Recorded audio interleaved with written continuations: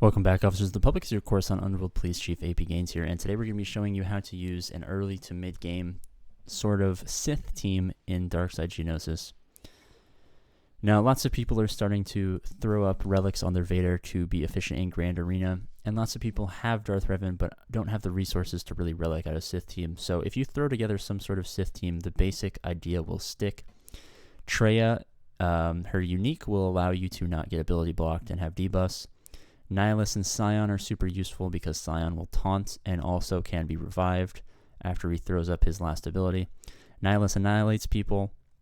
Darth Revan I have thrown in here just for some extra damage, some shocks, and some fear.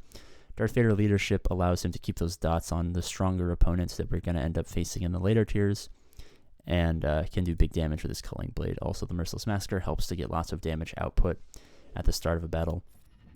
So the general strategy, depending on the Sith team, is it'll probably be some sort of Darth Vader lead, just for the extra dots sticking. The trio, and then whatever Sith you can throw in here. So Darth Vader, you just want to try to get debuffs up early so that you can start taking people out before you lose lots of health and protection, because you want to save that for the later tiers.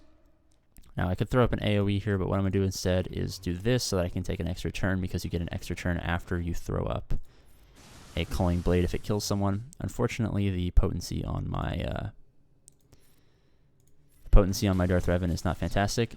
I want to throw up AoEs so that they start focusing on Scion, and I want to steal some of this stuff so that I can decrease my Annihilate. Now the Annihilate is going to be super useful because it'll allow you to take out those stronger characters really quickly that maybe your team doesn't really have the offensive power to take out right away. Now, I'm not going to use that Culling Blade since we're at the end of the battle, or the end of this part, but I am going to hit him with an AoE, not an AoE, a basic, where we're going to be reducing some cooldowns. There we go. Alright, so the second and third tiers are going to where the weaker Sith teams really struggle. Throwing up fear on the leader is going to be super helpful. Now, I don't want to throw up the AoE just yet because I want them to miss their turn. So what I'm going to do is I'm going to go after the Clone Trooper Medic because he is our biggest worry because he can revive people. Unfortunately, not a lot of shocks going on over here. Now we're going to throw up the AoE. Hopefully it sticks. Darth Vader has solid potency, but it's not amazing. Now Darth Revan is taking a beating because he does not have the longest life expectancy, only at gear 12. I could have relicked him, but I am saving that relic so I can do the Malak guide video for you guys at lower gears, because I know lots of people want to get Malak before they eventually gear up their Darth Revan. So I have to I have to wait to throw up that relic on Darth Revan. Sucks for me, but it will help you guys in the long run, so I'm okay with it. Alright, at this point they're probably going to take out our Darth Revan, and we're left with just the trio and Vader, which is normally what I start phase 1 with. This is the first Darkside territory battle where I've actually had Malak, or not Malak, but Darth Revan. So we got 2 phases cleared. Now this is super helpful to our team. Just having those extra points really helps us get towards trying to get max Geonosis stars. Now we're going to throw up an AoE. They're going to start to have a lot more potency later. Since now that they're level 90, they're going to be artificially strong, which I do kind of hate, but they need to have some sort of challenge. Now, I can't throw up an Annihilate on the guy I want to annihilate, which is super unfortunate, so I might actually just save that Annihilate if I can kill these guys quick enough and save it for phase 4, where I think it will be a little bit more helpful. Under normal circumstances, I would have totally annihilated this medic right here. But since I've already done enough damage in this phase, I'm going to see if I can't survive long enough to save that Annihilate for phase 4 and get a perfect clear with a pretty average to below average Sith team. Alright. We're going to save that Merciless Massacre.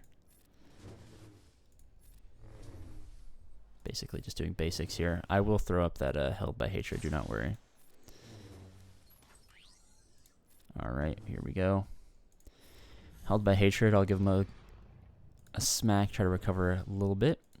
Should take him out right here, and hopefully we have enough turn meter on Nihilus to get a first turn Annihilate. Awesome.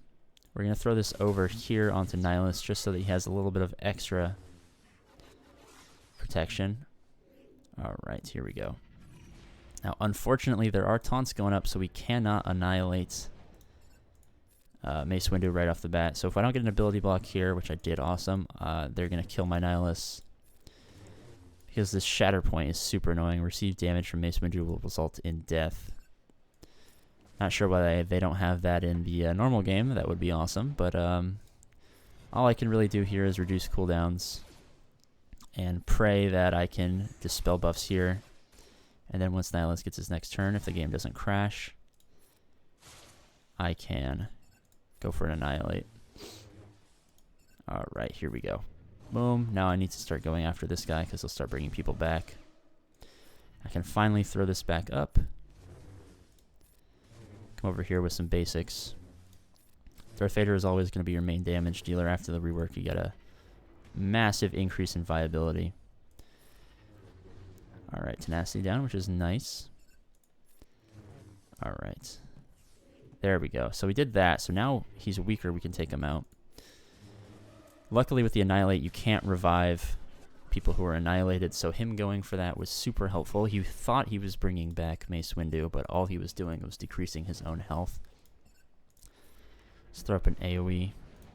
Hopefully we do enough damage here that we can eventually take them out.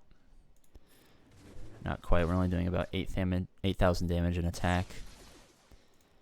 See if we can reduce some cooldowns. Nihilus should be a little bit beefier since he's annihilated at this point. Alright, he's marked, which is not good. We can dispel this, which will be helpful. Now, I am going to throw this over on Nihilus just to give him a little bit of extra survivability, see if he can't get to another Annihilate.